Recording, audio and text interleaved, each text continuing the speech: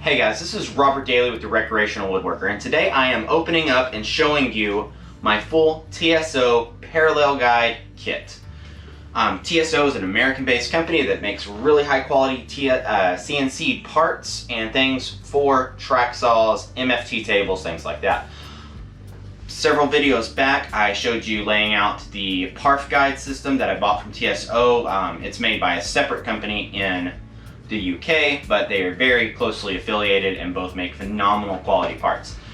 I then bought the GRS16, which is the rail square. I have the other competitor version, which is the, what's the name of it? The Insta rail square, but the more I use it, the more I found it to be slightly off, and actually had to shim it with a piece of tape to make it a perfect 90 degrees.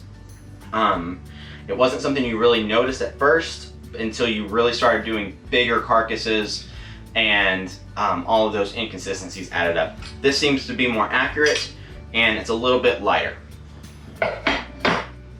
I also bought two of their parallel guide brackets that you use to attach the parallel guides to a track. You can also attach them to the squares and use them that way. So if you were doing a lot of small rips, you could just attach it to the square and cross cut at the same time, because it does attach this. But the way I plan on using it, I plan on using my parallel guides on my long track to rip plywood for cabinets, and then I'll use my square dedicated on a second track to do all of my cross cutting, and that will just be more efficient for me. They also have very nice reversible flip stops that I'm pretty sure if you put like a T-nut on or something, you could use these for different applications. I think you can make a cool like miter saw stop block and things like that with these. That would be really cool, but they're also about 50 bucks each, so you don't want to do that too much. This is quite an expensive kit, but I'm of the opinion and philosophy that quality tools are worth paying for because they make your work easier, faster, more enjoyable, and help you achieve a greater level of quality easier. Hey guys, I wanted to let you know that we are going to be doing a pre-order on some Recreational Woodworker t-shirts. We're going to do our pre-order up until November 30th, 2020. After that time, I'll submit the order to my local company who's going to make our t-shirts, and then we should be shipping things out by the 11th, which is plenty of time for you to get these for Christmas.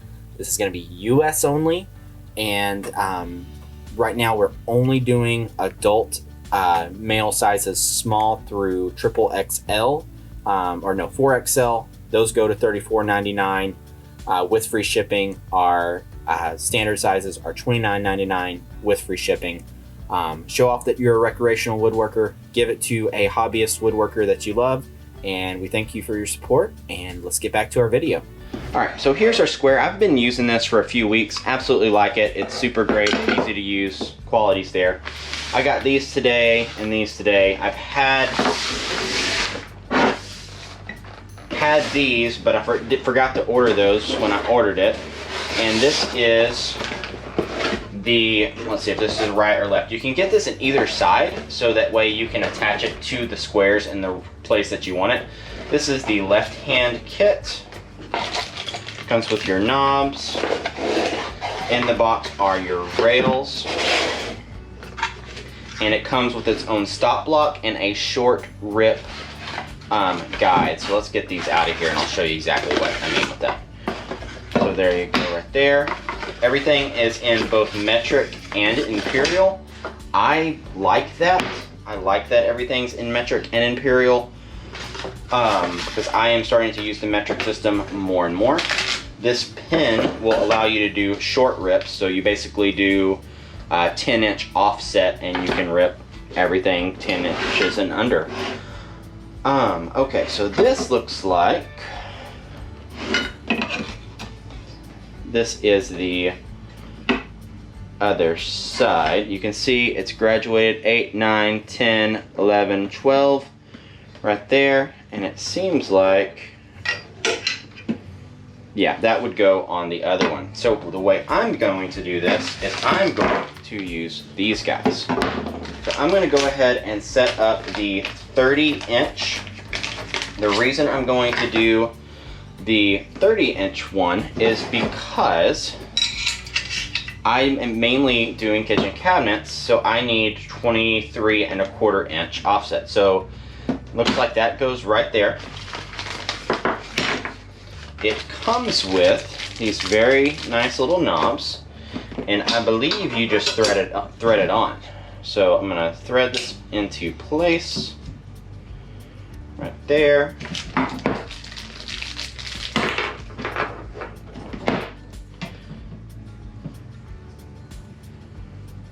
Thread that into place. I don't know what that does. Did the other one have that? Yep, it is a cushion.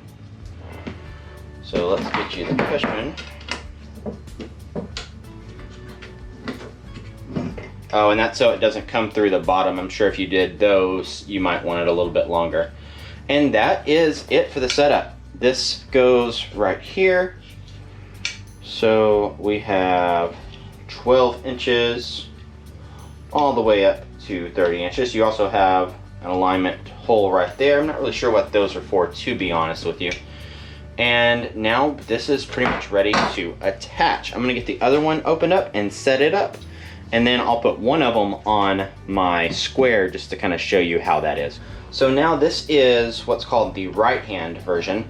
So it's going to go right here, and it even says it right here. And so it goes right here, and then you can simply thread this on. And because all this stuff's CNC'd, it should, once you, even if you switched it from square to square, it should self-calibrate. The only calibration you have to do is to your particular track and guide rail strip, because the Festool, the Triton, and Makita all have slightly different offsets from the track, and that allows you to micro adjust your stop. That's your indicator right there. You flip that down and you're good. So now I could use this in combination with this and make all my rips and stuff. And that's really cool. So now I'm going to go ahead and set up the long one on this, and I'll set up the short one on this guy, because I believe just having that little up to a 20-inch rip for my crosscuts is really going to speed some things up in my life.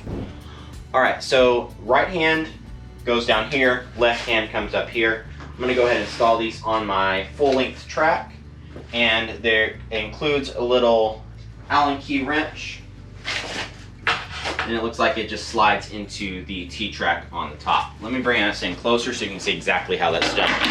Alright, so nicely little machined right here. One thing I do kind of wish would be if there was a way to quickly do this, but I believe that is not an option because of the clearances involved. So I've just loosened that up slightly. It should slide in right here. Yep, there it goes.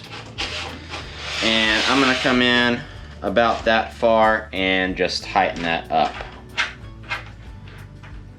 There we go, and that should index itself nice and tight. All right, now that's done, and we're gonna do the other side and come back and calibrate this guy. Now I'm out of breath because I had to unload all the plywood from my truck just to get the sheet here, and I decided to go ahead and unload all of it instead of just grabbing the sheet I need. So at the end of the day, I can go home. First step, I always rip at least about 1/4 inch off of my plywood to get a perfectly straight edge. Having it perfectly aligned or measurements are irrelevant, so I'm gonna cut that real quick. We're not worried about being square, we're just worried about getting a straight edge. Now it's time to calibrate this. So let me get my saw out of the way. And I'm doing some cabinet body sides, and so those are going to be 23¼ So I'm gonna make a very precise line right there. Come over to my other side. Measure over 23¼ Okay. Now I'm going to flip my track around because you want to keep your track on your keep piece, and you want the kerf or the waist side away from your track. So I'm going to go right here, and I'm going to very carefully line this up with my lines right there. All right, I'm good. That is perfectly on my line. Now I'm gonna calibrate this flip stop. Okay, you can see I'm on my line right there. I don't wanna move my track. My stop, like I guess, could go like that and align it, but I think I want my cursor on the line. So that's good. So I'll lock that down to 23 1/4, and you can see this guy is just barely touching. I'm only about a 1/16 off. So I'm just gonna loosen this up, push this guy in, flip it all the way down, bump it up 2, and there you go. Okay, so now let's try the other one over here. Same exact thing. I'm at 23 1/4. I'm a little bit less off right there. Get that in, loosen it up, flip it down all the way, lock it into place, and boom, my parallel guides are accurate.